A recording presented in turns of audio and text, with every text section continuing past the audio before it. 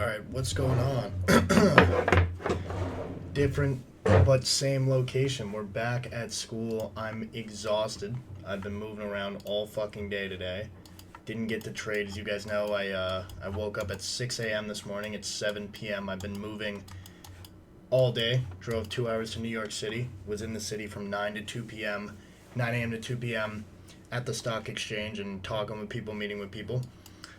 And then drove and then I had to fix my tire because my tire got fucked up right after that, and then I drove all the way a couple hours to school. So let's get into today.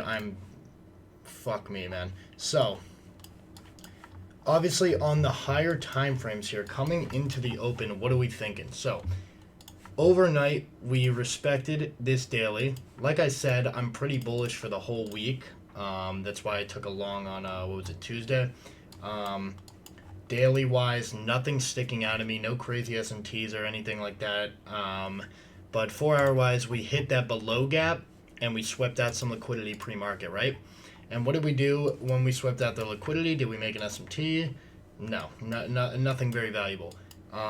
We did have this unfilled hourly gap as well that we ended up tapping into basically right after open. So we did sweep London high at open, that's true, but we have an unfilled fair value gap above on the hourly chart. We opened up a 15 showing bullish momentum going into the session, and look at this reversal off that 4 hour. So immediately my first condition coming into the market, I'm not going to take shorts off open off London. I'm going to look for continuation longs to this unfilled hourly gap at open. So let's see what happens at open. Oh, I should also mark out that we made a 15-minute on ES as well, giving us true correlation here. So weird wick as well here. So let's see what happens at open. So at open, we wick and we hit this gap and we make an S&T, right? Now, this would be an immediate long. I mean, this is just a shitty gap. And then we end up not even getting it anyway. So now we make another move lower. And now we just basically consolidate. And, I mean, is there a 30-second here? Yeah, but, I mean, if you look at the higher time frame, this is dog shit. So the reason why I probably wouldn't take this 30-second, well, let's draw it out here. The wick, the consolidation, the no close. I mean, we're wicking around. This is a not confident close at all. And then we immediately displace out. I mean, taking this trade is sort of just jumping in a little too early, in my opinion. We're still holding this S&T from this wick. That's true. But overall, just a very jumpy entry at this because we are clearly consolidating. These wicks are horrible. And typically one of my rules is if we can't inverse it with some momentum, then I'm not going to take it. You know, if you look at the trades that I take on my trading journal thing, it's like, okay, we have the body candle after a strong green move up, or this one. Okay, we have the body candle after, you know, some strong moves up. Here, look at this momentum candle to the downside. After wicking, we get a straight momentum candle, and that momentum carries through. Here, with this TP1 trade, look at the momentum candle. Look at this green candle and its momentum. It's pretty goddamn good. So I want to look for momentum and a convincing close. So that wouldn't be the move, but I'm still enjoying the potential of a long. I just want to see us expand a little bit and make a better gap. So what do? We do just that.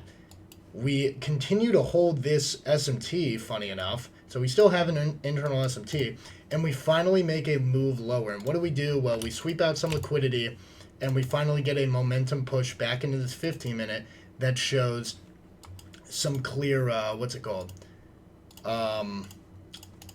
Volume in the market. So that 1 minute is good. There's also this 30-second, but I usually want to see the inverse come back out of the higher time frame gap we're respecting. So if you go on my checklist here,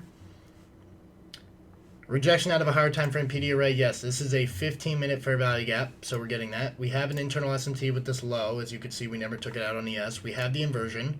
We have an external SMT. I'm not even sure. Let's check. I don't think there was anything on the hourly. So yeah, nothing there. And then do we have targets? Yes, we have this unfilled hourly fair value gap above here. So what do I like about this trade as well is the momentum. You really want to see momentum. Note, compare this close with the 30-second close from before. Great momentum, strong body candle. The only thing I hate about this trade is the close, so I'd probably put the stop at the bottom of the, what's it called? Fucking fair value gap, and then I'd probably go break even at a new high of day, and then I'd target 1-to-1. So let's see if this hits. I actually don't even know. Okay, so this hits. Yeah, so this is a really good trade.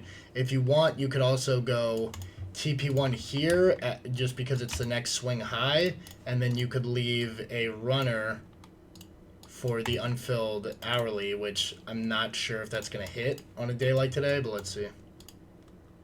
Yeah, I mean, it's just, I'm butter, bro. I'm so good at this shit. But the unfilled hourly was the obvious draw on the higher time frame coming in. And then I'm pretty sure we just bull ran the whole day. By the way, I haven't even really looked at this shit. I saw this in the bathroom today in the middle of this, in the middle of 2 meetings. Like, I just went in the bathroom and it was like 10:40 or something like that. And I just was like, all right, that's 15-minute long, probably printed. And it does. So good to see that you could have caught like a 3 RR almost. So yeah, that's why I like that way better than the 30-second. I mean, look at the momentum. Look at the actual move down. You remember I always say look for that V shape. I mean, what is this to you? Whereas if you go to the 30-second chart, here's the gap. What the fuck is this? You know, just accumulation. And in my opinion, this is literally an AMD model. I mean, you look, this is accumulate. Wow, what the fuck? This is accumulation. And then we have a bit of a break outside and then a strong move down to manipulate, hold this S&T, but also take out this liquidity, and then we distribute and displace up to the upside. So this is fucking A+ model. Of course, I miss it. But what do we do in the process? We hit this hourly for value gap. I'm not sure if there's an S&T at this point with this. Let's see. We also hit this 15-minute for value gap.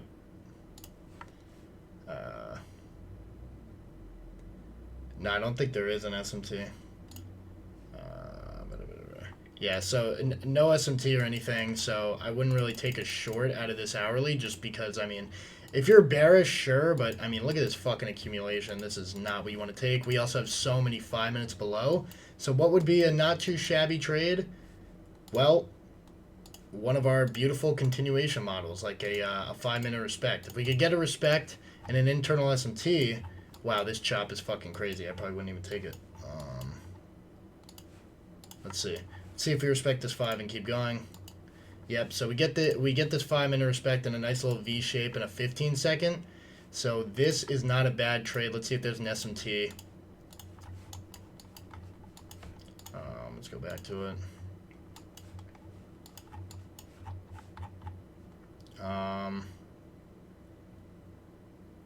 There is an SMT with this low at the bottom of the fair value gap. So we have an internal SMT. We're following the trend. Get a good momentum close back up outside of the 5-minute. Stop loss below the SMT. Break even at this high. 1-to-1. I don't even know if this hits. I think it doesn't.